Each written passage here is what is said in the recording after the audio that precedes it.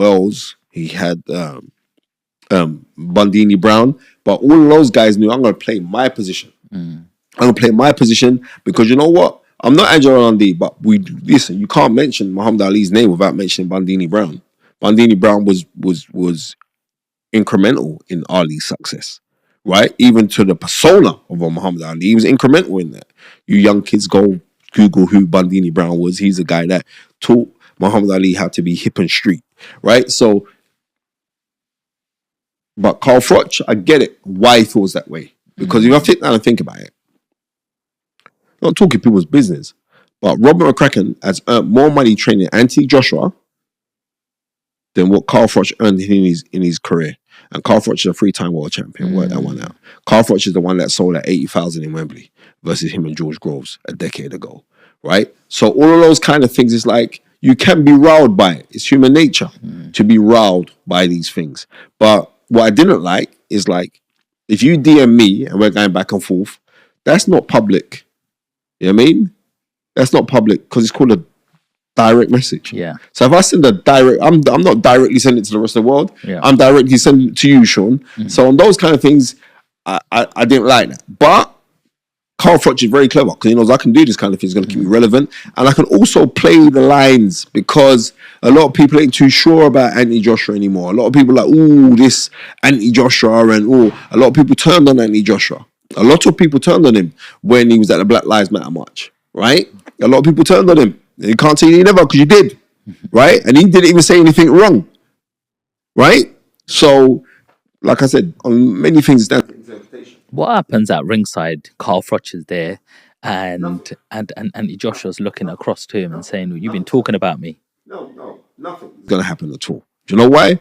Because this is why I rate Anthony Joshua. Because Anthony Joshua has sacrificed himself on the public platform by not being road, not being the street thug, not being, being corporate Anthony Joshua. And it's paid for him, right? He hasn't Uncle Tom, he hasn't cooned it, but he's played it safe, right? Not being over opinionated, not being, you get what I'm trying to say? He's done that. How can I knock a man for that? Anthony Joshua, do they say he's worth 200 million? So I can't knock you for that. Not only that, but he's he's making really, really smart investments right now, right? I can't say nothing to him. And I also got props what he's doing. He started off this AIDS thing, African Caribbean exchange. Him, Michael Jarman, and what's it? Kane Kawasaki. They started this thing to push unity within the African diaspora. I've got to rate you for that because I used to be like, and you're doing what are you doing, bro? You should be, and like, no. So therefore, if he saw Carl Froch ringside, Anthony Joshua knows, look, Anthony Joshua, bro. You know what I mean? I am Anthony Joshua, right? And that's the truth. But one thing I do know about Carl Froch, he's comfortable within his own skin. He likes when people talk shit about him. It doesn't bother him. But we'll see. So being that we're on the heavyweight scene and we're talking all about that, was it a shock to you when Usyk beat Tyson Fury earlier this year? Not at all. Because Usyk is very good. It wasn't a shock, but I still picked Tyson Fury to win, right? Simply because Tyson Fury can do genius stuff in that boxing ring. I've witnessed it. I've seen it. He does genius stuff. But if you understand what you're watching, then you know that was freaking clever on what Tyson Fury did. But Usyk is a different breed. Totally different breed. Very highly skilled. Like incredibly highly skilled. Knows how to, and like he's like, you know what Usyk's like? Usyk is like Chinese water torture. You know, like little drops of water. It just catches up with you till it drives you insane. And that's what he did. You can see from the first round, from his southpaw position, he stood with Tyson Fury. He's throwing left hand straight down to his body. He's throwing a jab to Tyson's body from the first round. Around what he was doing, he was deliberately doing that. That's to lower Tyson Fury's guard. And he lowered his guard. He had to wait till round 8 and 9 before he could let off a big shot. And he let off that big overhand left on Tyson Fury that had. Yeah, it looked like it broke his nose or something. Yeah, exactly. The way it just went and hit him, and Tyson wasn't the same after that. Exactly. You know what I mean? He's wobbled up, he's hurt. So because of that, Usyk is just another level. You know what I mean? He is. So that I wasn't shocked that Usyk won the fight. What I am shocked about is that he could hurt Tyson Fury in the way that he did. Because prior to the fight, me and like Tony Bomber Bellew, we speak regularly. Tony's my guy. Big shout out to Tony. Lovely, lovely man. Right? And I said, Tony, how do you see this? I'm telling you, Spence, he's gonna do Tyson. He said the guy mentally drains you when you fight him. I remember Tony Bellew put up a very, very gallant performance against him before getting knocked out. Yeah. He said the guy makes you fight his fight and you're always weary in there and he mentally zaps you. And so said, so done, come fight time, what happened? You know what I mean? He got to Tyson Fury. And that's Tyson Fury. But then also, then when I'm looking at it, I'm saying, you know what? Those 3 fights that Tyson Fury had with Deontay Wilder had to have had some effect on you. Right? Similar to when Muhammad Ali fought Joe Frazier 3 times. Those fights took an effect on you. Right? It did. It took an effect on both men. More so Ali, but it took an effect on you. Those 3 fights, the 3rd fight was one of the best fights I've ever seen in the heavyweight division. God's got to be real. Right? But the first fight, when Tyson Fury gets knocked down, he's down on the ground, he just rises up like he's Lazarus. Like, you're thinking to yourself, like... He done the Undertaker. Yeah, he did. You're thinking to yourself, what am I actually watching here? Yeah. Right? But I think those fights have taken a toll on Tyson Fury.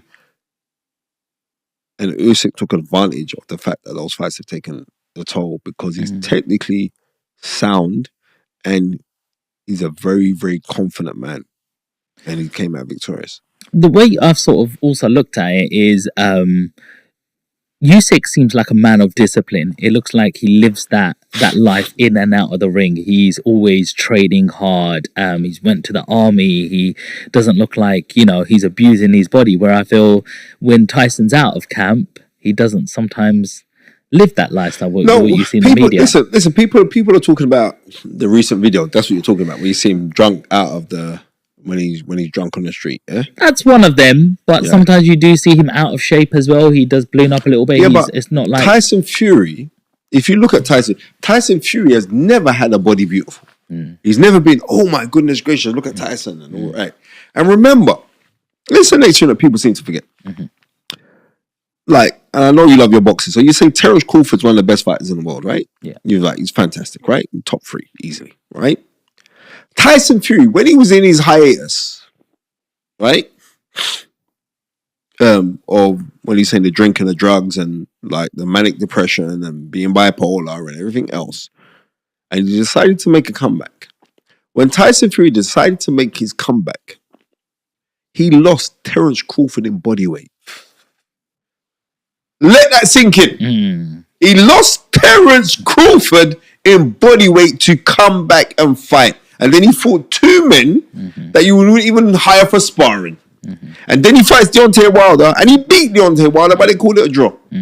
All the credit in the world should be given to Tyson Fury. I think what people need to recognize, right, and forget about the amount of money that Tyson's got and all the rest of it. I think things are about championing life, right? And if Tyson Fury just to stop for a second and just say, you know what, I came back from when I was on the brink. I became world heavyweight champion and lineal heavyweight champion, right? Then you got to give yourself a pat on the back and say, don't be so hard on yourself. So when you say you see him out of shape or you see him drunk, I don't smoke, I don't drink. And that's not only because of religious purposes, but I just don't, right? And Tyson Fury is allowed, I would say, to let his hair down. What little he has left, right?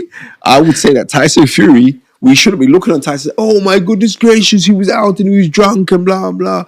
I'm just looking at that and I'm saying, that is European culture. Do you get what I'm saying? I'm not, that's European culture. So what? As a fan, though, like Tyson Fury has been my favorite. I used to watch him on Channel 5, when he back in the days. Yeah, or them times, like, when I'm seeing